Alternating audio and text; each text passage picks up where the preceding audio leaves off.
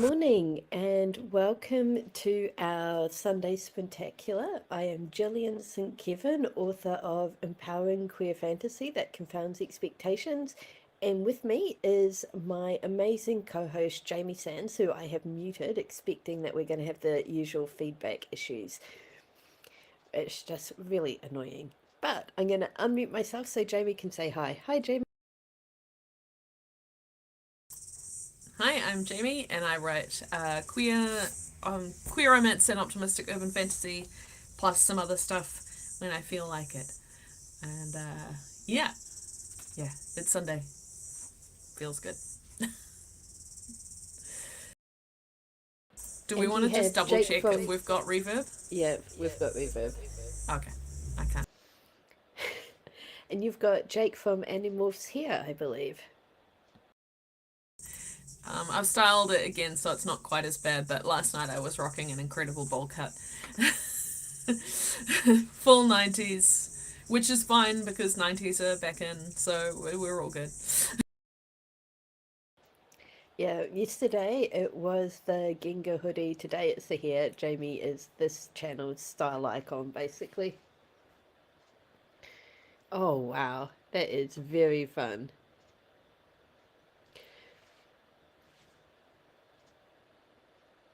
Oh, that is so cool. Tell us about your outfit, Jamie. So this is from Tokyo Disney Resort. It's they've got these designs that they do. So this original design was just Mickey's, but then they do Stitch mix-up versions where Stitch has invaded other people's designs. So this is the version with Stitch on it as well, because Stitch is a troublemaker and I love him. So it's a good kind of medium weight hoodie. So it felt very autumny this morning when I got up. Although I think it's going to be hot from now on. It's a very sunny day, but we're definitely heading into the cooler weather up here. Yep, we've got grey skies in Canterbury, or at least in my part of Canterbury, and it's a little bit chilly here. Um, Major is curled up on his cushion under the desk and is guarding the outside. So, yeah, very good dog. So on a Sunday, we kind of check in and see where we are and how we feel about what we're doing.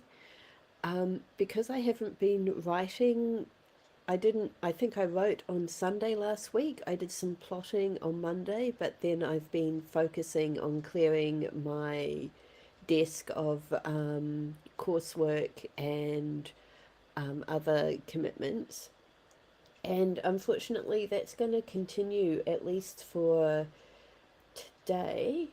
I'm making really good progress on my first presentation for the diploma course, so I'm going to continue working on that this stream.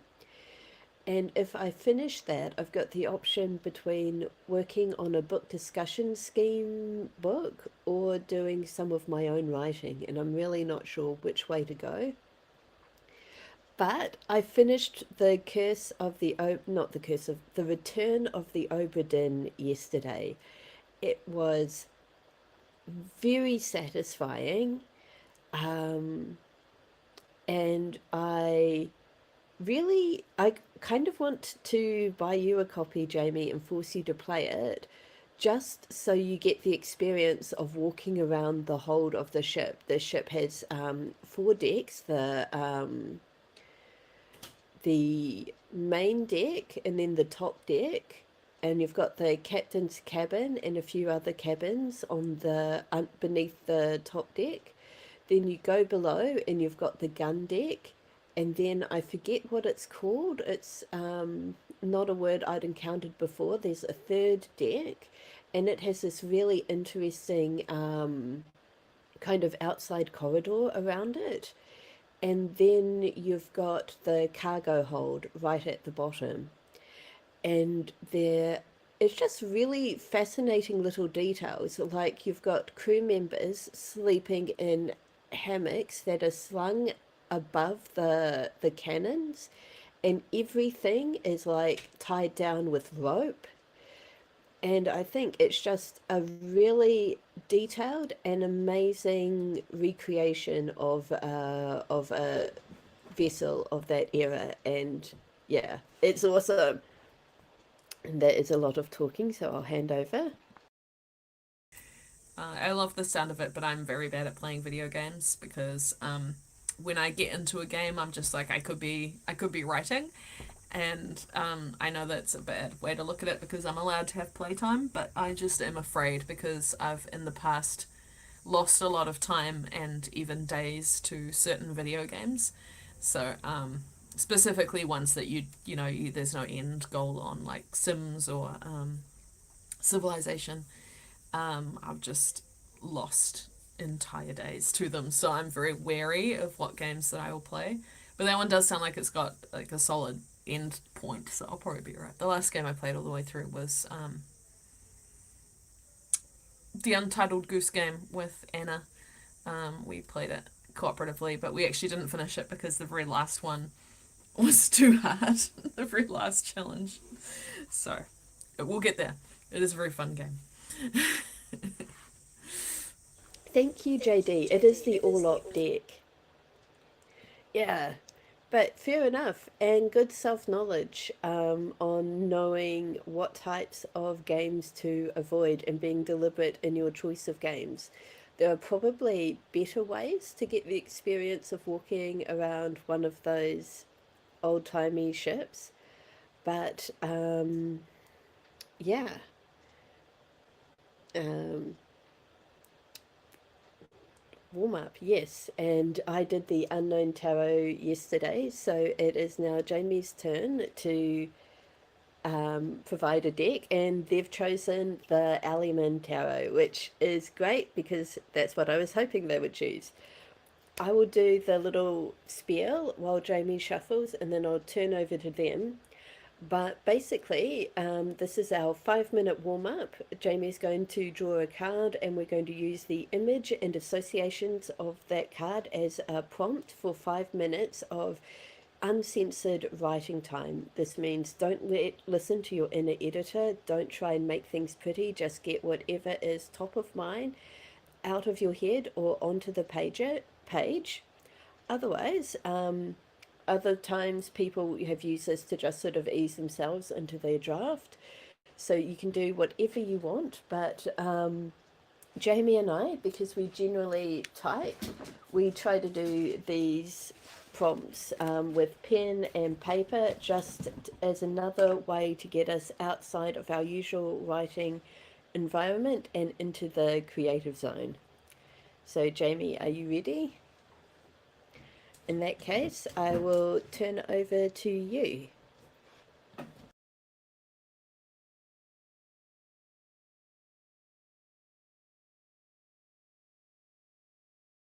just gonna give it one more shuffle and then I'll I saw what happened, what ended up on the top. No, that wasn't what I wanted. Okay. Ooh. It's the sun. But it's the strange symbol sun. Hold on. While I find the page. The sun, sigil. To call the sun, you start by drawing some lines. Sometimes we need joy in our lives. The sigil sun is that need put to action. It's time to bring joy, mirth, partying into your life. Living in the light and heat of the sun is a choice you can make. The sun is a call to action to bring joy back into your life. Damn if we don't so often decide that we deserve this joy.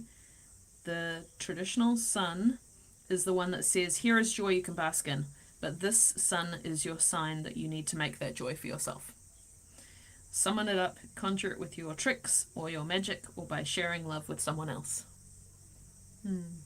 That's the back of it. This is from The Sigil Tarot by Alice P. But yeah, it's part of the Alliman deck because the Alliman is a magpie deck of lots of different cards for lots of different places. I've drawn this one before and I got very, very confused by it.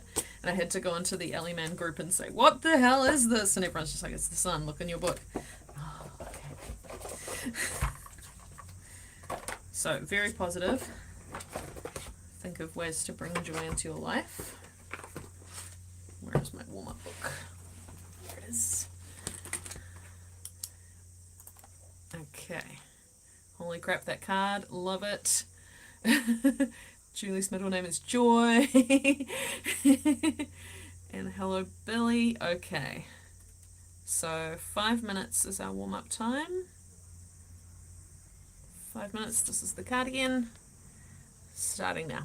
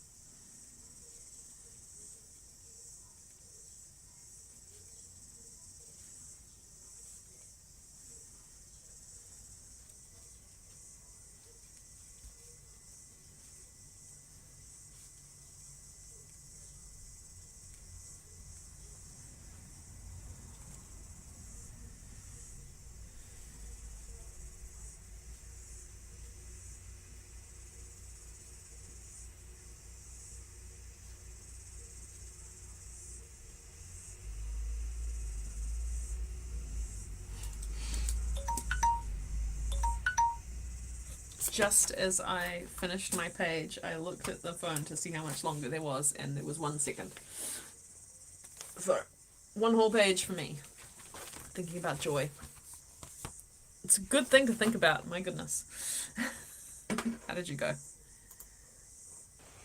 So, I used this as an opportunity to brainstorm ways that I could make myself excited to work on my work in progress. Some of the things that I came up with was copying all of my notes and consolidating them into a notebook, which is such a nerdy thing to do, but it does make me happy. I can take a field trip to somewhere in my book because I am writing, my current project is set in Christchurch. I can read what I've got already. I can write a blurb and a dream review. I can read the changeover. I can watch Queer Eye. I can share what I've written with someone for feedback. I can get a cover commissioned. I can celebrate how far I've got with the story so far. I can update my playlist. I can walk George through the city.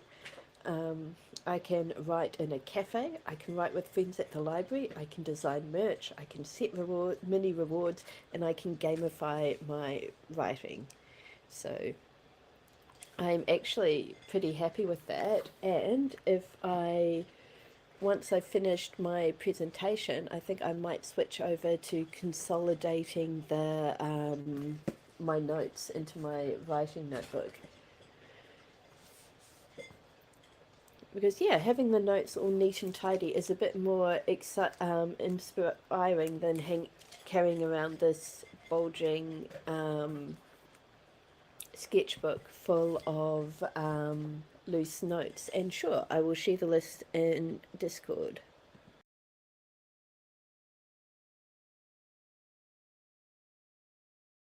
I am going to continue work on my Comic Con rom-com because I got a little bit more of it done last night. So I had 2,500 words for the day, which is the most words per day I've had all year. So I'm feeling very hyped about that.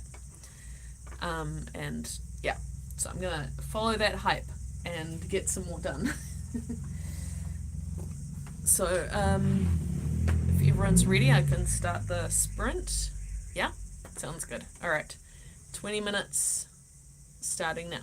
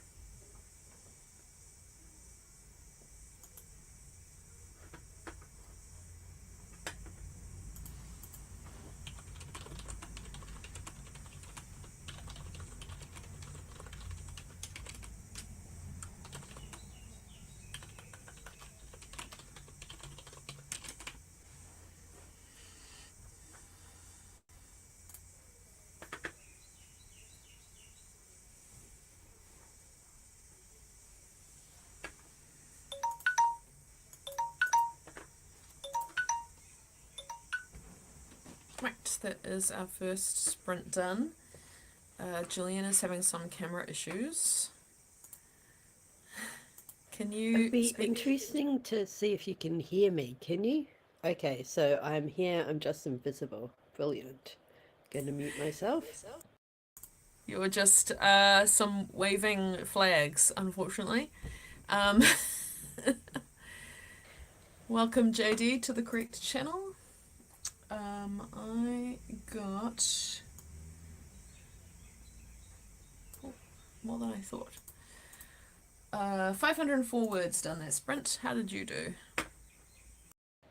I shared my list in the Discord, and then I kind of got consumed by the technical issues. I'm using Canva to work on my project presentation for the diploma course, and it just froze. And I couldn't do anything. So I just shut my laptop and opened it again, and that unfroze. But that unfroze Canva. But that's the point where my camera disappeared. And this is really interesting. The little green light that shows that the webcam is working is not on. And when I try to add the camera, Melon tells me that it is being blocked because it's in use by another application, for example, Zoom. I'm not using Zoom. I've closed down every application that could possibly have access to the camera. But yeah, no joy. So I think I'm just going to be a ghost for the rest of this stream, which at least is on brand for me. Is there can you go to the camera setting in the computer and restart it there, like the actual webcam instead of through the tech? I can try that, and in fact, I will try that during our next sprint. All right, let's get going with the second sprint. Sorry, everyone, with the weird tech that we've been having to deal with. I sent a message to Melon to ask them about the reverb, so hopefully we'll get a good answer from them. All right, so 20 minutes starting now.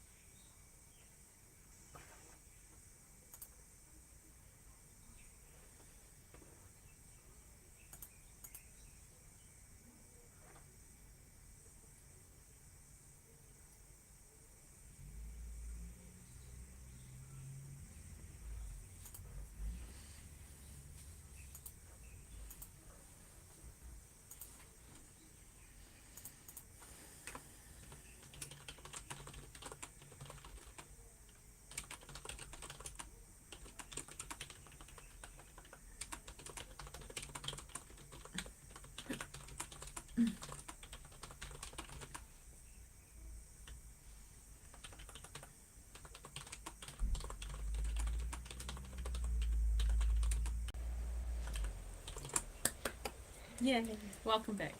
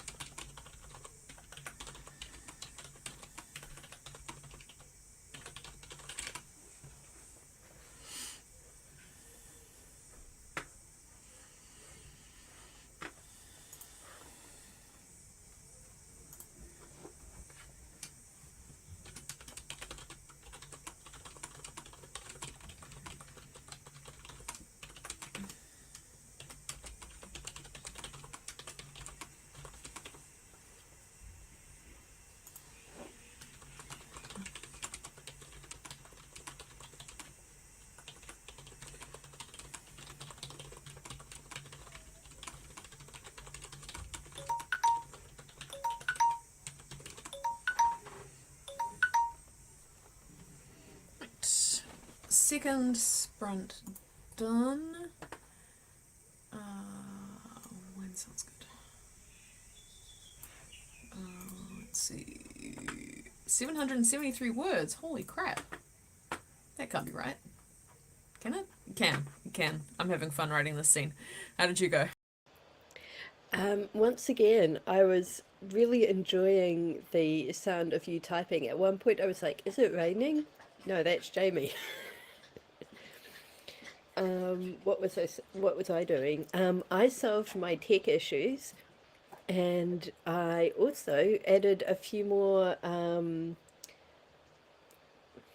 slides to my presentation. So I think I'm 3/4 of the way through this, maybe even a bit more than that. I just have the lessons learned. Oh yeah, lessons. Okay, lessons learned discussion. Thank you. I am practically finished. Yeah, I am very happy with that.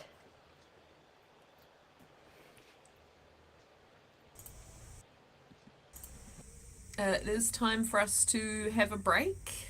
I'm feeling in need of some snacks, which I do not have to hand, so I at least am gonna pop off for a couple of minutes. Snacks sound good. I will do the same. So I'm just going to change the text thing over here. Short break in progress. Be back soon. Yeah. Before you go, please do share what you've accomplished in the chat because we'd love to see it. But yeah, back soon if Melon behaves itself.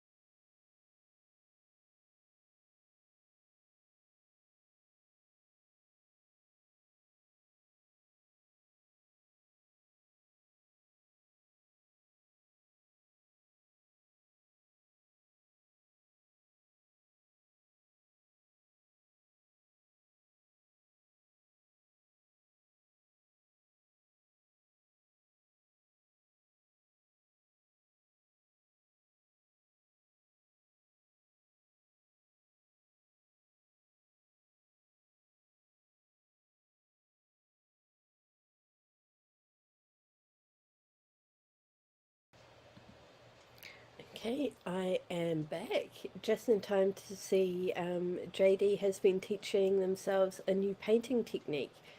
I imagine this would be a lot easier if I had an artistic bone in my body, but oh well. I actually think that sometimes art and creative stuff is more fun if you're bad at it because then there's no pressure. It's like karaoke.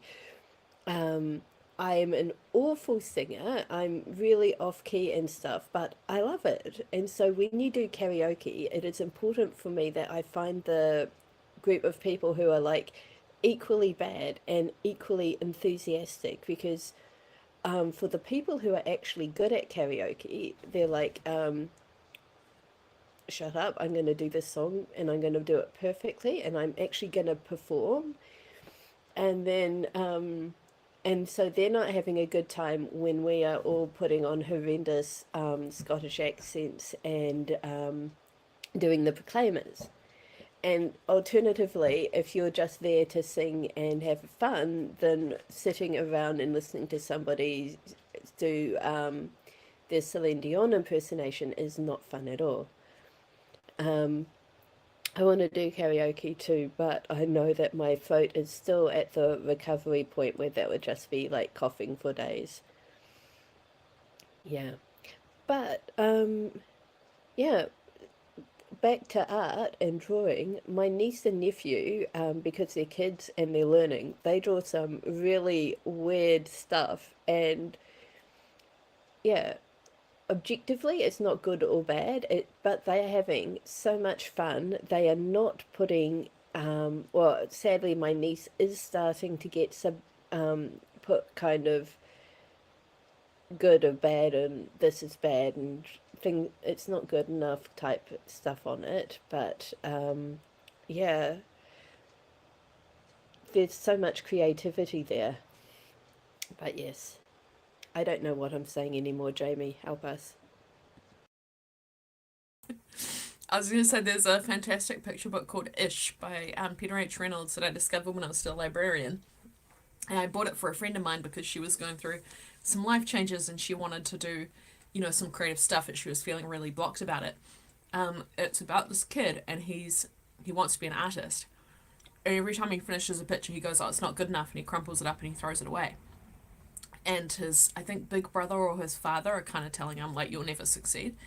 And then he finds out that his little sister has been retrieving every single one of his pictures and unfolding them and putting them up in his room, in her room, because she thinks they're beautiful. And he's like, "But it's meant to be a flower and it doesn't look like a flower." And she says, "Well, it's a flower-ish." And it's really gorgeous. And then he's like empowered to just draw whatever he wants, and he's got this cheerleader. It's a lovely book, and I really think everyone can benefit from reading it because it's just, oh. So I think of that all the time when we're having discussions like this because someone's gonna like what you do, even if you're not being perfect about it. Yeah. Highly recommend tracking that book down. Does sound amazing. So I did not plan this house sit through very well. So my snack is leftover vegetables that I was going to eat for lunch, but I'm hungry, so I'm eating them now because I did not bring any bread. I've got a block of cheese, eggs, and frozen dumplings. So yeah, and no crackers and no biscuits. So yeah, I'm eating vegetables. But I am ready to hop in and finish this presentation.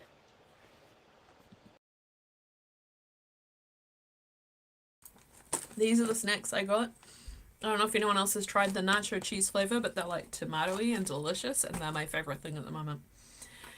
So if you see me snacking, this is what I'm eating. All Oh, right, I so have to share yep. my snack with you. I'll just go and grab it.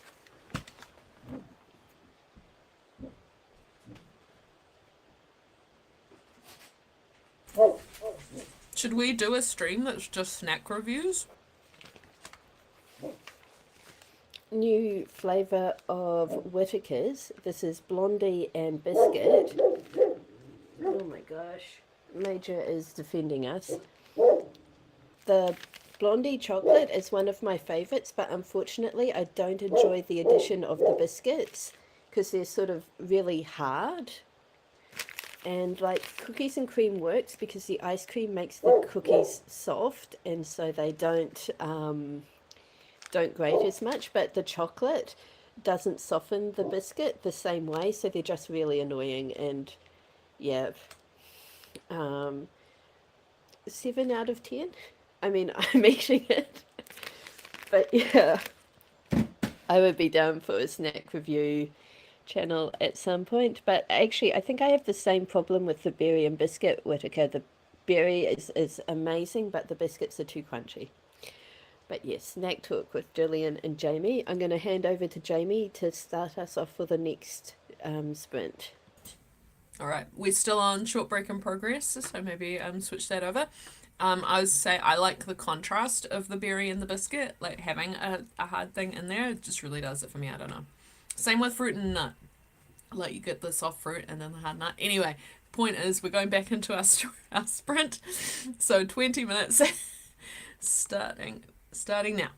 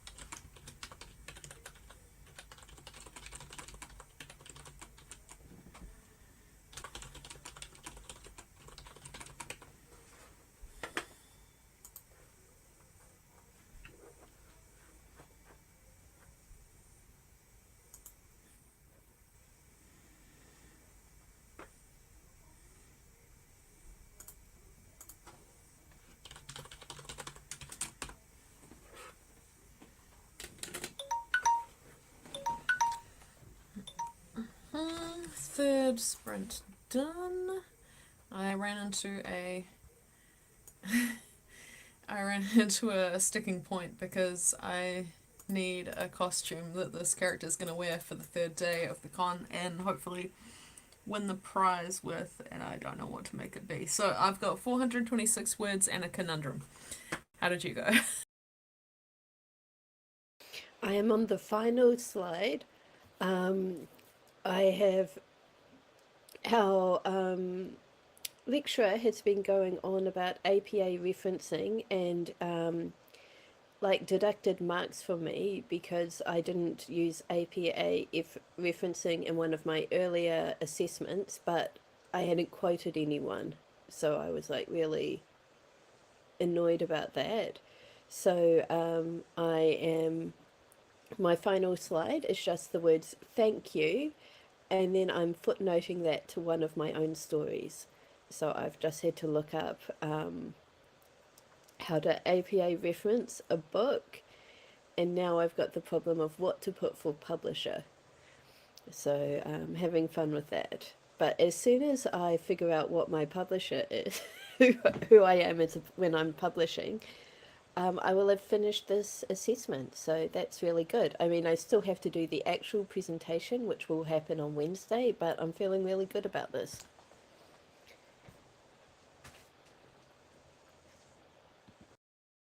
Excellent. How did everyone else do in that second to last sprint?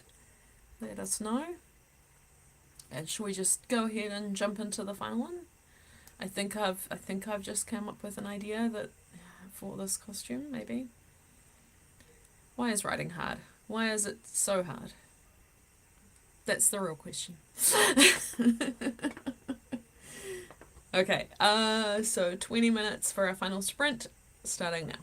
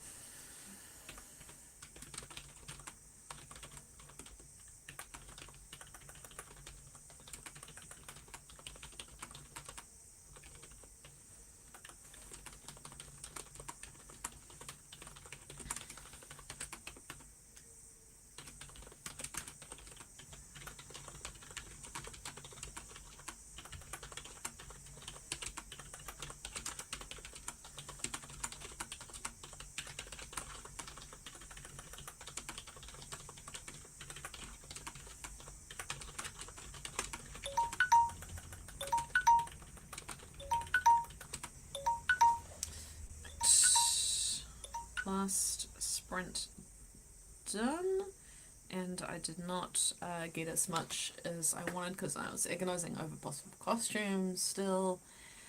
But I got 247, so not nothing. How did you go?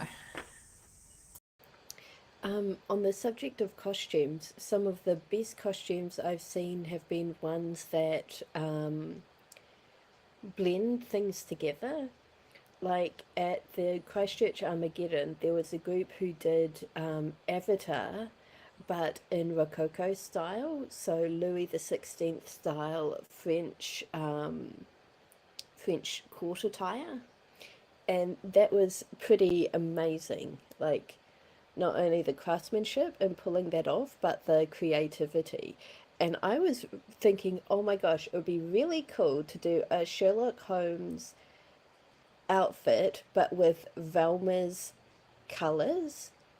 And then that awful Velma cartoon came out, and I was like, damn it, I'm not doing that anymore. So, but yeah, so my recommendation is for something like that. Unfortunately, no, we're just about to end our stream. I am so sorry, dear Rob. Yeah. From memory, Jenna the Soul Writer has a stream that starts 1 hour in an hour's time, so she might be your best bet. But yeah, hoping that you can find someone. I will turn the mic over to Jamie. You could also just rewind our stream. It's a thing you can do with the finder at the bottom of the. And just watch from the start. Like we've done 4 streams. The name was Jenna Soul Writer. But there is a link, I think, in the description to the master list of all the writing live streams. Is that true, Gillian? Is it in that link? Yes. So if you just scroll down into the description, there should be a master list there, and you can find. It's a really cool resource with as many writers as do live streams. So fingers crossed you can find someone. I am gonna sign off. It is a nice sunny day. I want to get some sun and maybe do some chores. We've got some friends coming over to hang out this afternoon, so that will be fun. What are you up to today, Gillian? Okay, I have just shared the link to the giant AuthorTube spreadsheet with all of the writing streams. So Jenna is listed on there. Whoops. The wind just blew the door closed. My plans for the day, I'm hoping to head out to Coffee Culture and catch up with Julie and another friend later tonight for some accountability. Until then, I'm kind of going to get myself organized for March and April, and yeah, as I said, consolidate my writing notes into my notebook so that I feel good. There will be grocery shopping in there as well at some point, but that's not as exciting.